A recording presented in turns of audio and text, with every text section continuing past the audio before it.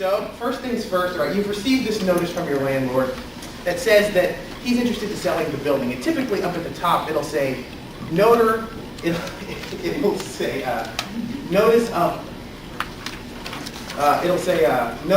offer of sale. And it'll typically say with a third party or without a third party. The third party is simply telling you, as the resident, whether or not there's somebody who already has a contract to purchase your building. When you get that notice, the first thing you have to remember is your building has not already been sold. Your landlord is informing you that he's formally planning to sell the building, and if it says with a third party, he's telling you, I have somebody who's interested enough that we've sat down and come up with a contract, a purchase price for your building. Now that notice should include some basic information that you've got to have in order for the notice to be legally acceptable. It should discuss what's being sold. That would be the addresses of the properties in question. It should discuss the purchase price that the buildings are being sold for, if there is a contract, and even if there isn't a contract, it should at least quote the price that the person is seeking, that your landlord is seeking. It should also have the information of the person or the agent that he wants you to send any response that you have to. So it's going to have his real estate agent or his broker. Those are some of the, and it should also discuss your assistance options. It should also have a run-through of what your basic rights are. Now, I've seen different versions of this notice, some of which I think are legally acceptable, some of which are not. If it's got the basic stuff I talked about, really the core question that you have to ask yourself is this something that I want to get involved with? Is this something that me and my neighbors want to do?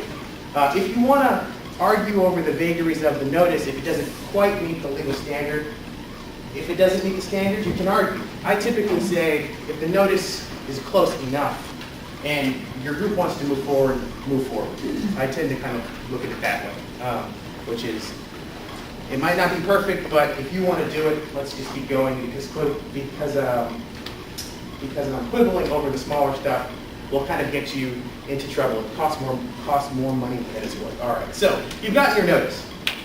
And at the bottom it has, if you want assistance, you can call the Office of Condo Conversion and Sale, which, by the way, Condo Conversion and Sale, that's also the name of the act under which all of this falls. All right?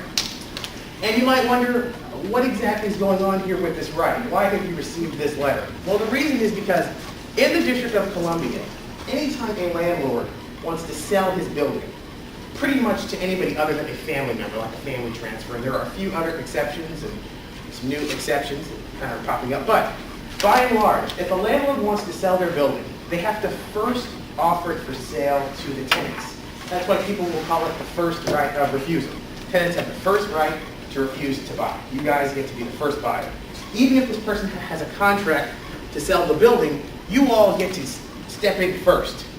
Now, stepping in first means a couple of things. It means that you do not get the building at a discount. If there's a contract in place for the building, you're obligated to meet the material terms. The material terms is just lawyer speak for what the other guy got. So if he's offering $1 million for the building, you've got to come up with $1 million eventually. And I know it sounds like that's an impossible figure, but there are ways to do it, and there are lots of tenant associations that do it. I live in a limited equity co-op.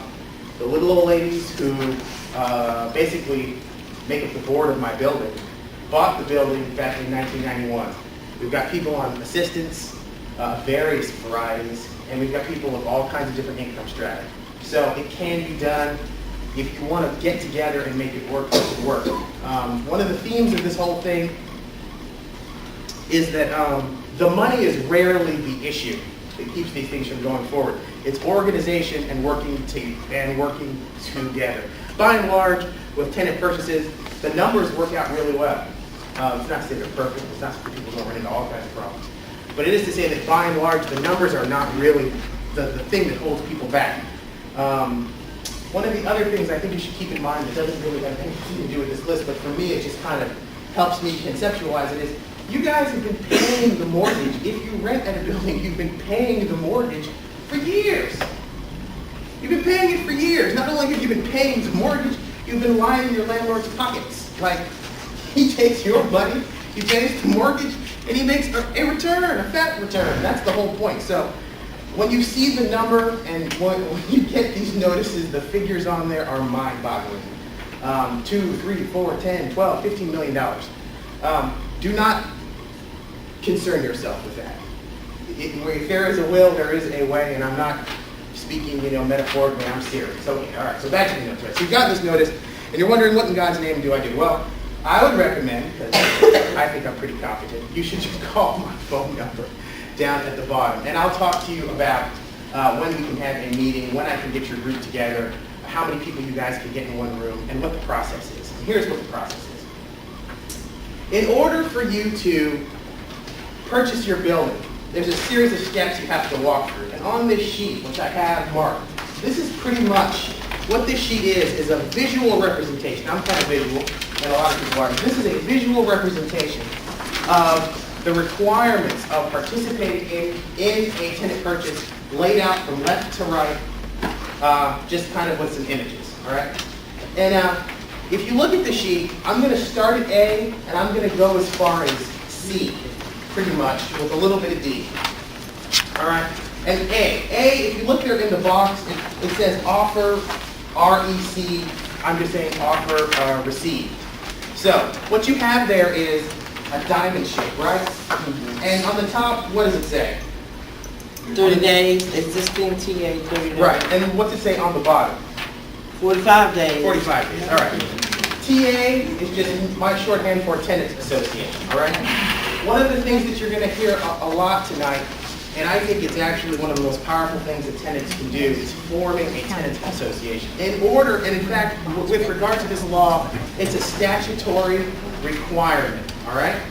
In buildings that have that have more than 4 units, which is most buildings in the District of Columbia, where this kind of thing is going to come up.